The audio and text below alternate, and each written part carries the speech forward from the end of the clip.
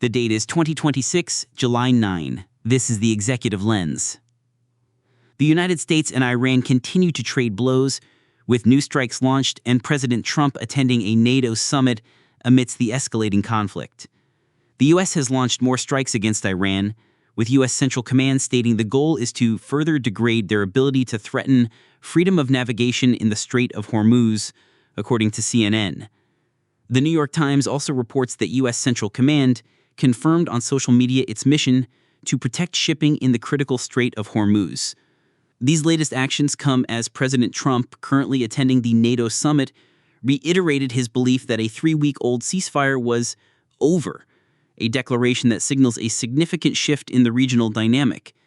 ABC News reminds us that President Trump had previously announced major combat operations against Iran on February 28th, involving massive joint U.S.-Israeli strikes, setting a precedent for the current escalations.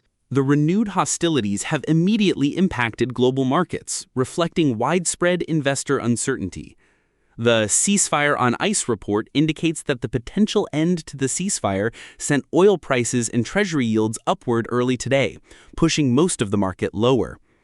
Technology stocks experienced the most significant hit, and analysts suggest that rising oil prices could negatively affect the rotation trade, potentially shifting investment away from growth sectors. Meanwhile, President Trump's presence at the NATO summit in Ankara, Turkey, offered little clarity on the U.S.-Iran conflict for lawmakers and European officials hoping for a strategic update, as reported by Roll Call. Turning to government actions, the White House has announced initiatives aimed at economic stability and agricultural resilience. The administration is promoting lowering the cost of living by promoting the freedom to fix, an effort to empower consumers and reduce expenses. Additionally, a declaration of emergency and authorization for temporary duty-free importation of phosphate fertilizer Morocco has been issued, aiming to secure vital agricultural resources and support American farm resilience. Here is the story most people missed. In domestic legal news, attorneys are currently arguing in court whether video interviews with Tyler Robinson's roommate can be shown as evidence.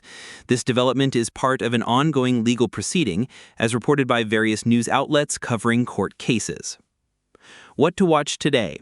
First, monitor any further military actions or retaliatory statements from either the United States or Iran. Second, observe the continued impact on global oil prices and broader market reactions as the conflict unfolds. Third, keep an eye on any additional statements from President Trump regarding the Iran situation as the NATO summit concludes. That is the Executive Lens for 2026-07-09. Sources in the episode notes. Back tomorrow.